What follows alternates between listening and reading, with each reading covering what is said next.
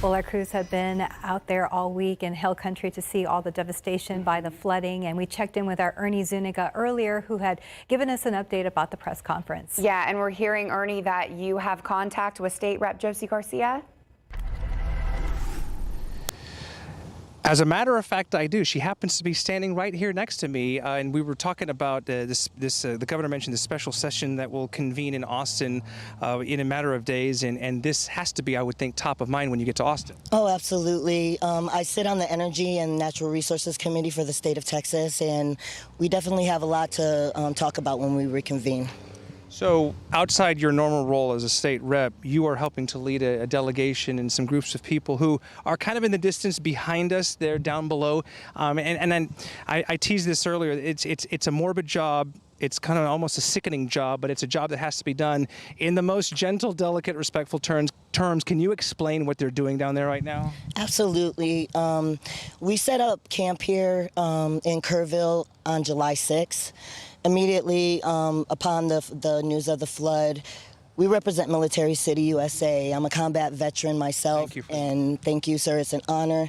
But our community, we're trained for these types of situations, and so we had a coalition of people that came together and had faith in me as the state representative that serves Military City, USA, and we connected with Representative Wes Verdell, who is my colleague in the House. Him and I are Air Force veterans, and so when this tragedy occurred, my first instinct was to call him and to check on him and his family and to give them our prayers and to let him know that as his battle buddy, we had his back. And so we deployed on the 6th of July with about 20 volunteers in support of these efforts, in conjunction with Grunt Style, VFW, Post 7108. You know, we all came together and found the place in comfort where we had been told by the local community that it hadn't been searched. In those efforts, we've been able to expand our efforts to partner with not only boots on the ground with Ingram Park Police, or Ingram City Police, but also with the Kerr County Sheriffs. And our efforts have allowed us the opportunity to have 5 search and rescue teams.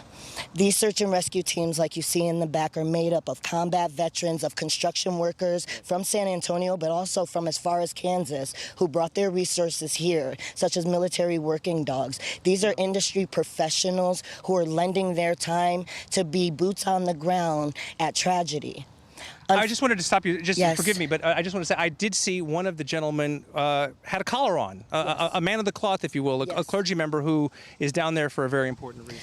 And that important reason is because, as you mentioned, the team that's behind us, unfortunately, this is the location, VFW 1480 in Kerrville, where we recently had a victim recovered. Her brother is actually here with us today, continuing the operations with our teams. Our teams are made up of Marine recon professionals, and they're down there recovering. Our missing family members, you know. Mom and dads are going to bed at night not knowing where their babies are, and it's our mission to make sure that we don't stop until every last person is recovered.